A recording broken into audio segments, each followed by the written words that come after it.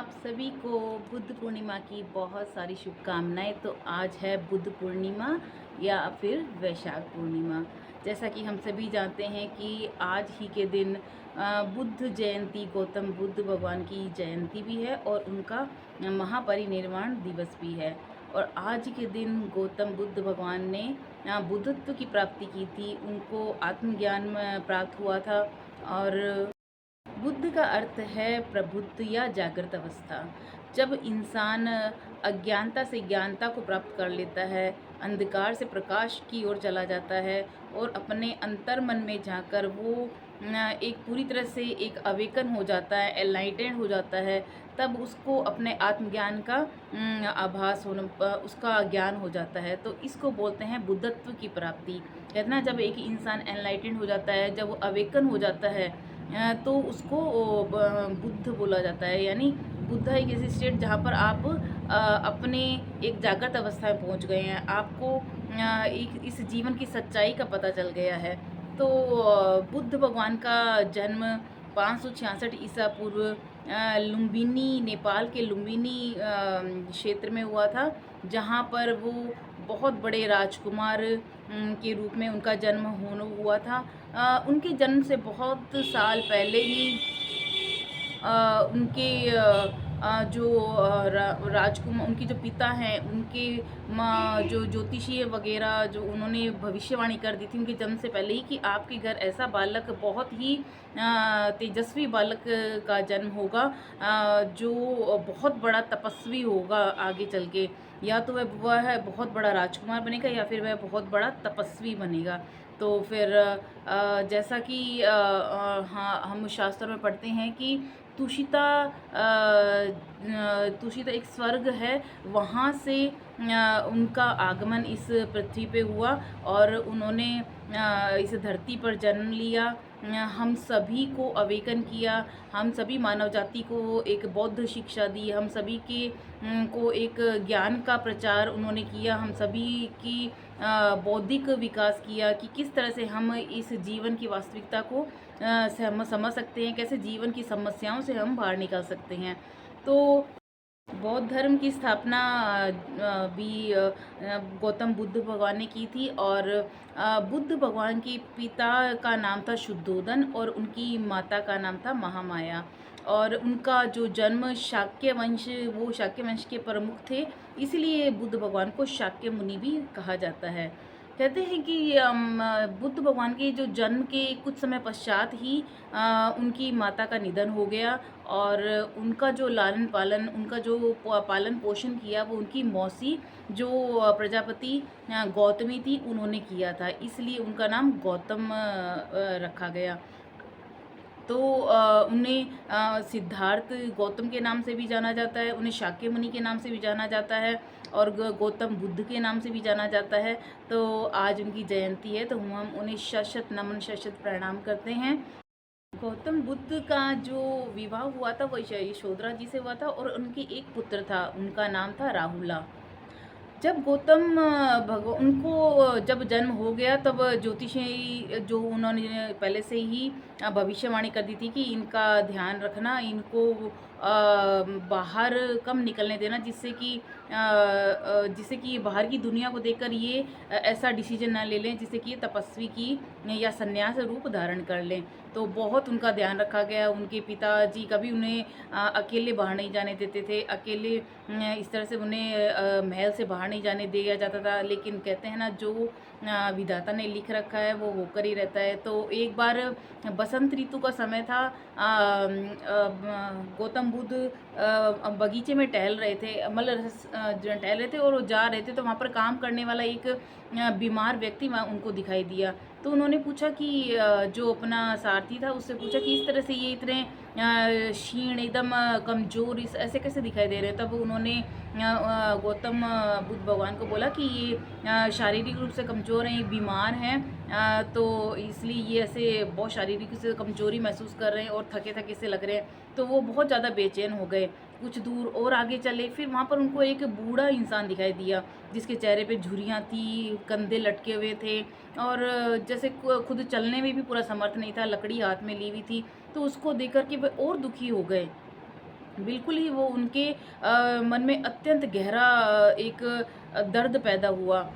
कुछ दूरी पे फिर वो आगे गए, तब उन्होंने देखा कि कुछ 4 इंसान लोग मिलकर एक अर्थी को लेकर जा रहे हैं। तब उन्होंने अपने जो साथ में रथ वाला था उससे पूछा कि ये क्या है? ये क्या जा रहा है? तब उन्होंने समझाया कि ये एक इंसान की मृत्यु हो गई है, तो उनको जलाने के लिए अंतिम संस्कार के लिए लेके जाया जा रहा है। तो उन्होंने कहा मृत्यु क्या होता है? कहते हैं कि जब इंसान बूढ़ा हो जाता है या बीमारी से उसकी मृत्यु हो जाती है, तब पहली बार उन्हें पता चला कि इंसान की मृत्यु भी होती है। तब वे गहरे शोक में चले गए, बहुत दर्द हुआ उनको, बहुत दुःख प्रकट हुआ। फिर उसके बाद वो आगे बढ़े और जब दूर थोड़ा वो भ्रमण पथ पे निकले, तब उन्होंने देखा एक तपस्वी बैठा था। वो बहुत ही चिंतामुक्त और बहुत प्रसन्नचित्त दिखाई दे रहा था। तब उन्होंने उससे उनसे पूछा तपस्वी से कि आप इतने खुश कैसे हैं, इतने प्रसन्न कैसे दिखाई दे रहे हैं? तब उन तपस्वी ने कहा कि मैं इन मोह माया, इन कामनाओं से, इन इच्छाओं से परे हूँ। मैंने इन सबको त्याग दिया है। बस उसी क्षण गौतम बुद्ध भगवान ने यह प्रण कर लिया, ये निश्चय कर लिया कि वो गृहस्थ जीवन को त्याग देंगे और वह एक तपस्वी की तरह वह एक सन्यासी के रूप में भ्रमण करेंगे और तपस्वी के रूप में वो चुपचाप घर से चल दिए। और उन्होंने वो बिहार में गए, वहाँ पर जब उन्होंने घर त्यागा तब वे 29 वर्ष के थे। और जब वो कम से कम 7 साल तक भटकते रहे और फिर वो बिहार के बोध गया में गए और वहाँ पर बोधि वृक्ष के नीचे बैठकर उन्होंने बहुत गहरा ध्यान किया। वहीं पर उन्हें आत्मज्ञान की प्राप्ति, बुद्धत्व की प्राप्ति हुई। और जिस वृक्ष के नीचे उन्हें बुद्धत्व की प्राप्ति उसे बोधि वृक्ष बोलते हैं और वो बोध गया स्थान है जो बिहार में है। और कहते हैं कि आज भी वहाँ पर पूरी पूजा अर्चना होती है और बुद्ध भगवान का बहुत ही अच्छा स्थल बना रखा है, लोग दर्शन के लिए जाते हैं। आत्मज्ञान की प्राप्ति के बाद गौतम बुद्ध जगह जगह उन्होंने यात्राएं की और पहला उन्होंने उपदेश वाराणसी के सारनाथ में दिया। फिर उन्होंने बहुत प्रचार प्रसार किया जितने भी लोग थे उनको आत्मज्ञान का विकास के लिए उनकी सहायता की और बौद्ध शिक्षा का उन्होंने प्रचार प्रसार किया। ये बौद्ध शिक्षा है, ये मध्यम मार्ग को बताती है। बौद्ध धर्म के 4 महान आर्य सत्य हैं कि जिनमें से पहला है कि ये दुनिया बहुत ही दुख, दर्द और शोक से भरी हुई है। दूसरा सत्य यह है कि हमारी जो इच्छाएं हैं वही इन दुखों का मूल कारण है।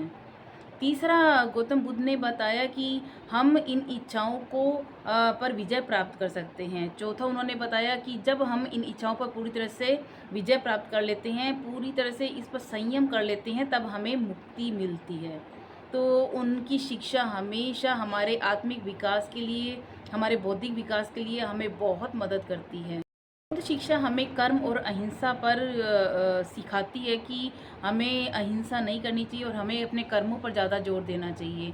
वो हमें हमारे वास्तविकता के जीवन की जो वास्तविकता है उसका ज़्यादा एहसास कराती हैं कि हमें वास्तविकता में जीना है और हमें पास्ट में या हमें फ्यूचर के अंदर नहीं जी करके हमें प्रेजेंट जो वर्तमान चल रहा है इस टाइम में हमें जीना चाहिए। जो वर्तमान में चल रहा है उसी प्रेजेंट टाइम में रहना चाहिए।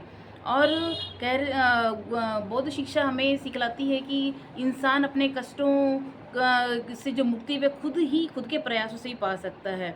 और इंसान को अपने जो मन की शांति पाने के लिए उसको स्वयं अपने भीतर उतरना पड़ेगा। उसको शांति बाहर खोजने पे नहीं मिलेगी। जितना वो अंदर भीतर ध्यान के माध्यम से जितना वो अपने आत्मा अंदर झांकेगा, स्वयं को सुधारेगा, उतना उसको आत्मिक शांति की प्राप्ति होगी। गौतम बुद्ध भगवान ने हमें ये भी सिखाया है कि कम से कम बोलना चाहिए और उतने ही शब्दों का इस्तेमाल करना चाहिए। वो मौन पे बहुत ज़्यादा जोर देते थे कि बहुत ज़्यादा ज़रूरत हो तभी हमें बल्कि अपने शब्दों का इस्तेमाल करना चाहिए, अन्यथा हमें कम से कम बोलना चाहिए, मौन धारण करना चाहिए। इससे हमारी एनर्जी, हमारी बचत होती है। और उन्होंने ये समझाया कि जो हम कम शब्दों का इस्तेमाल करते हैं तो वो ऐसे शब्दों के इस्तेमाल जिससे कि शांति की स्थापना हो, हमें शांति मिले। ज़्यादा शब्दों से कहते हैं ना कभी कभी बात भी बिगड़ जाती है, तो उन्होंने बहुत कम शब्दों का इस्तेमाल करने के लिए कहा है। तो उनकी शिक्षाएँ हमें हर तरह से ज़िंदगी में आगे बढ़ना सिखाती हैं, हमें अपने जीवन में हर समस्याओं से छुटकारा पाना सिखाती है, हमें अपने दुखों से छुटकारा पाना सिखाती है, हमें आत्मज्ञान देती हैं। मुझे एक कहानी याद आती है उंगली माल की। कहते हैं कि एक बार बुद्ध भगवान एक जंगल में से जा रहे थे। वो बहुत ही भयावह जंगल था, तो वहाँ पर एक डाकू रहता था, उसका नाम था उंगली माल।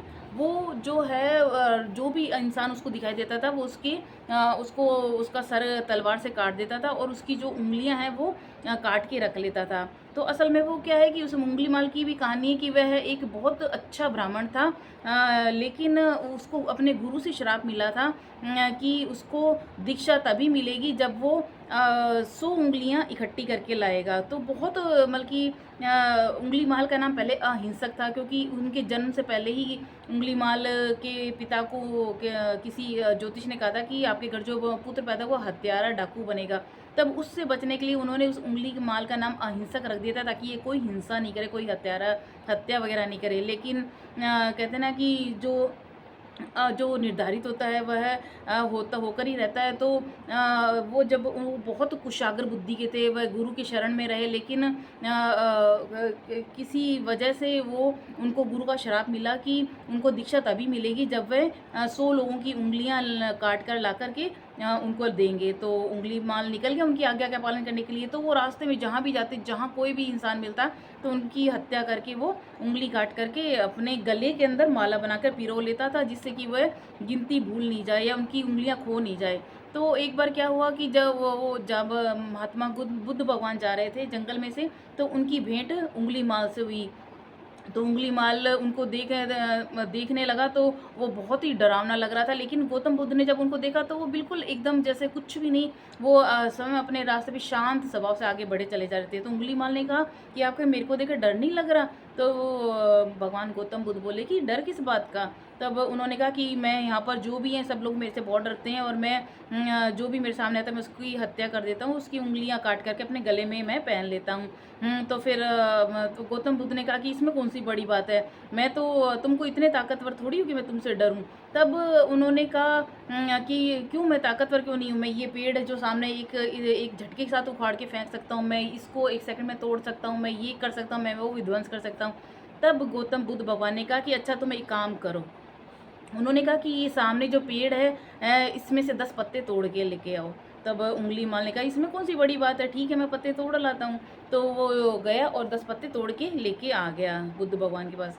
जब वो लेके आ गया तब बुद्ध भगवान ने कहा कि अब ऐसा करो, तुम ये जो पत्ते लेके आए हो जहाँ से तोड़ के लेके आओ वहीं पर जाकर वापस लगा दो। तब उन्होंने कहा ये कैसे संभव है? उँगली माल बोला ऐसे थोड़ी संभव है, जब मैंने तोड़ दिए तो वापस कैसे लग सकता है? तब बुद्ध भगवान ने उनको बोला कि ताकतवर वो होता है जो जोड़ना सीखता है, जो विध्वंस करना नहीं सीखता, जो जोड़ना सीखता है, जो किसी को जीवन दान देता है। यानी अगर तुम किसी चीज़ का निर्माण नहीं कर सकते तो उसको नुकसान पहुँचाने का हक भी तुम्हें अधिकार किसने दिया? ये अधिकार तुम्हारे पास किसने दिया कि तुम लोगों की हत्याएँ कर रहे हो? क्या तुमको वापस जीवित कर सकते हो जिनको भी तुमने मारा है? क्या तुम उनको वापस पुनर्जीवन दे सकते हो? तो ये तो ये तो भगवान का कार्य है जीवन दान देना, तो तुम्हें हत्या करने का अधिकार किसने दिया? तब वो उनको उसको आत्मज्ञान की प्राप्ति हुई और वो बुद्ध भगवान के चरणों में गिर पड़ा कि उन्हें उसके कि मेरे को आत्मज्ञान हो गया है, और वो बहुत उनके चरणों में पड़ा और उन्होंने कहा कि मुझे शिक्षा दीजिए। फिर बुद्ध भगवान की वो उनको गुरु के रूप में लिया और बुद्ध भगवान ने उनको उनको दीक्षा दी। तो वो बाद में वो बहुत बड़े संत हुए उँगली माल। तो ये कहानी आप सभी ने भी सुनी हुई होगी। तो आज मैं फिर बुद्ध पूर्णिमा पे आपके साथ शेयर की। तो आज बुद्ध पूर्णिमा पे हम भी जहाँ तक हो सके जो बुद्ध भगवान की जो शिक्षा है, जो उनकी टीचिंग्स हैं, उनको हम अपने जीवन में उतारें और जीवन को सरल बनाएं। क्योंकि ऐसे-ऐसे उन्होंने मार्ग दिए हैं जहाँ पर इंसान को कहीं न कहीं वो रास्ता मिल ही जाता है अपनी समस्या के समाधान के लिए, अपने अंदर के विवेक को जगाने के लिए, अपने अंदर के ज्ञान को जगाने के लिए। जब वो रास्ता बहुत ही विवेकशील, बहुत ही शांत स्वभाव से जब हम किसी चीज़ पे मनन चिंतन करते हैं तो हमें आसानी से उसका हल मिल जाता है। तो यही उनकी शिक्षा रही है। तो और उनका जो शिक्षा है हमें ज़्यादा से ज़्यादा प्रचार प्रसार करना चाहिए, जिससे कि और भी लोगों को हेल्प हो। तो एक बार दोबारा आप सभी को बहुत बहुत सारी शुभकामनाएं। आपके जीवन में बहुत खुशियाँ आएँ, आप लोग भी अपने जीवन में हर समस्याओं से मुक्ति पाएँ, हर कष्टों से छुटकारा मिले। और चलिए मिलते हैं नेक्स्ट वीडियो में, तब तक के लिए जय श्री राम।